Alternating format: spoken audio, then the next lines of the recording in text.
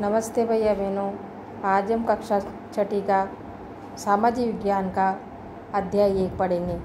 हमारे अतीत इतिहास का जो भाग है इतिहास का उसका भाग 1 पढ़ेंगे। अध्याय 1 क्या, कब, कहाँ और कैसे, इसके बारे में हम पढ़ेंगे कि पहले अतीत में क्या होता था, उसके कैसे कैसे वहाँ के लोग क्या खाते थे, कैसे कपड़े पहनते थे, किस तरह के घरों में रहते थे, किस तरह शिकार करते थे, किसान क्या करते थे, व्यापारी क्या करते थे, पुरोहित क्या करते थे। इसके बारे में इस पाठ में पढ़ेंगे कि क्या, कब, कहाँ और कैसे, किस तरह की। इसमें एक लड़की है, उसका नाम है रसीदा। वो सवाल कर रही है, बैठी हुई अखबार पढ़ रही थी तो अचानक उसकी निगाह एक सुर्खी पर पड़ी कि 100 साल पहले क्या होता होगा। वो सोचने लगी कोई कैसे रहता होगा, वर्षों पहले किस तरह से कैसे बनाते होंगे, क्या चीज़ें करते होंगे, क्या सुनते होंगे। इसके बारे में इस पाठ में पढ़ेंगे।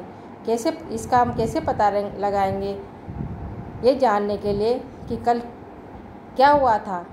तो रेडियो सुनने के ये जानने के लिए कि कल क्या हुआ था, हम रेडियो सुनते हैं, टेलीविज़न देख सकते हैं या फिर अखबार पढ़ सकते हैं। साथ में ये भी जानने के लिए कि पिछले साल क्या हुआ था, किसी व्यक्ति से ऐसे बात कर सकते हैं जिससे उस समय की स्मृति हो। लेकिन बहुत पहले क्या हुआ था कैसे जाना जा सकता है। तो अतीत के बारे में हम क्या जान सकते हैं, इसके बारे में भैया बहनों आपको इस अध्याय में हमको पढ़ने को मिलेगा।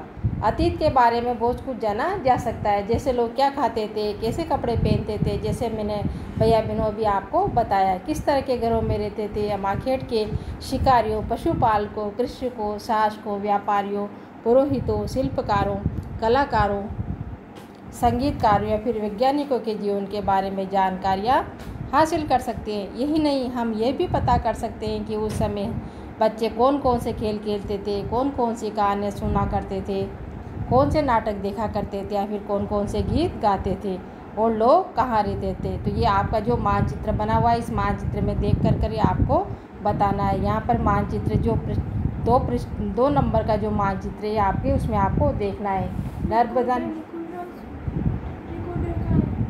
नर्मदा नदी का पता लगाना है।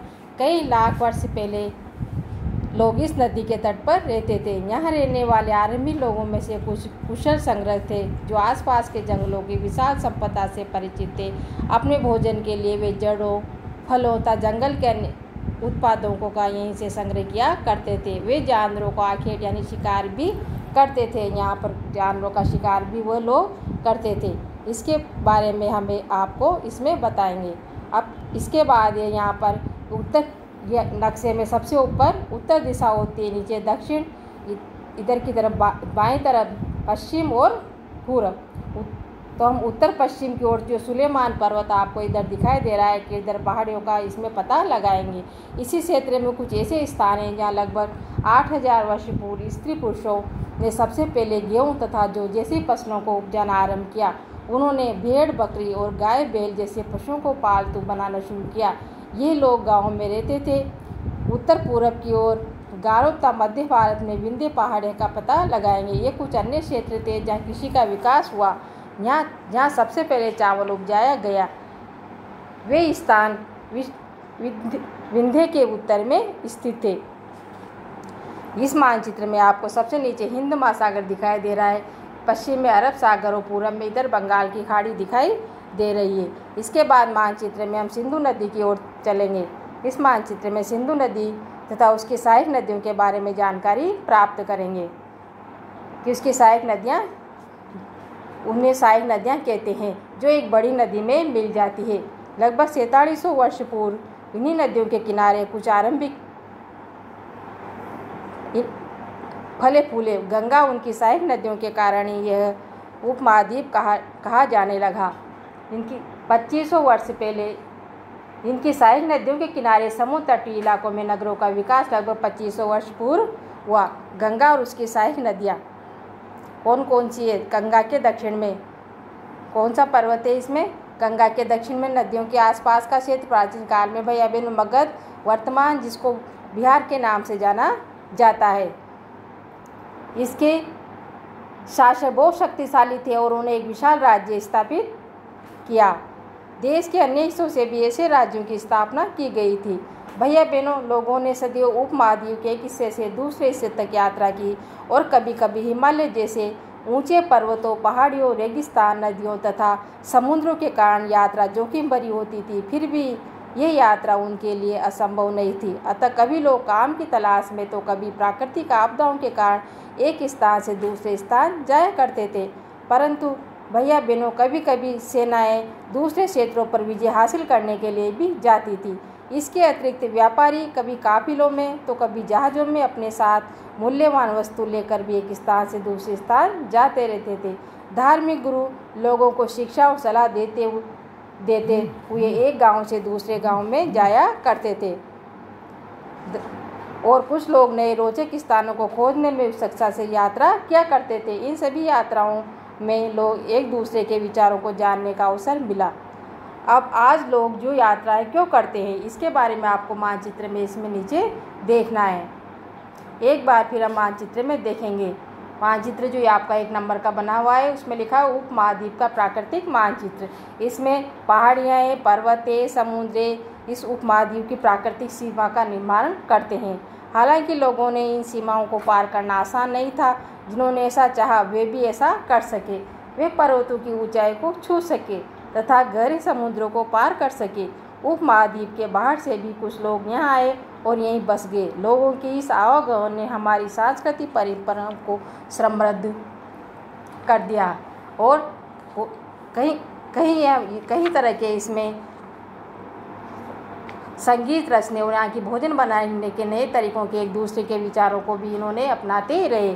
अब इसमें अपने देश का नाम पढ़ेंगे कि अपने देश का नाम इसमें किस प्रकार पड़ा। हमारे देश को प्राय हम इंडिया तथा भारत जैसे नामों से भी प्रयोग करते हैं। इंडिया शब्द का अर्थ है जिसे संस्कृत में सिंधु कहा जाता है।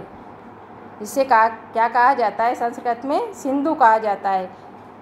ये अपने एटलस में ईरान और यूनान का पता लगाएंगे। लगभग 2500 वर्ष पूर्व उत्तर पश्चिम की ओर से आने वाले ईरानियों और यूनानियों ने सिंधु को हिंदोस अथवा इंदोस और इसी नदी के पूर्व में स्थित भूमि प्रदेश को इंडिया कहा। भारत नाम का प्रयोग उत्तर पश्चिम में रहने वाले लोगों के एक समूह के लिए किया जाता था। इसी समूह का उल्लेख संस्कृति के आरंभिक लगभग 3500 वर्ष पुरानी कृति ऋग्वेद में भी मिलता है। बाद में इसका प्रयोग देश के लिए भी होने लगा। इसमें हम अतीत के बारे में जानने के लिए आगे पढ़ेंगे। इसमें ताम्र पत्रों से बनी पांडुलिपि के कुछ यहाँ पर पृष्ठ में कुछ लिखे हुए हैं। ये पांडुलिपि ताम्र पांडुलिपि क्या होती है? ये पांडुलिपि लगभग 1000 वर्ष पहले लिखी गई थी। किताब बनाने के लिए ताड़ के पत्तों को काटकर उनके अलग अलग हिस्सों को एक साथ बांध दिया जाता था।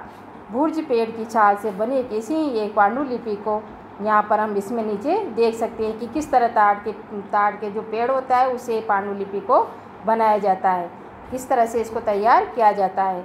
अतीत की जानकारी हमें कई तरह से प्राप्त कर सकते हैं। इसमें एक तरीका है कि किस तरह से इसको लिखा जाता है। ये पुस्तकें हाथ से लिखी होने के कारण पांडुलिपि कही जाती है। अंग्रेजी में पांडुलिपि के प्रयुक्त होने वाला मैन्युस्क्रिप्ट शब्द लैटिन शब्द मेनु जिसका अर्थ हाथ से निकला है। ये पांडुलिपि प्राय ताड़ पत्रों अथवा हिमालय क्षेत्र में उगने वाले भुर्ज नामक पेड़ की छाल से विशेष तरीके से तैयार भोजपत्र पर लिखी मिलती है। इसके आगे हम इसका विस्तार से अध्ययन करने के लिए इसका भाग 2 में हम अध्ययन करेंगे। धन्यवाद।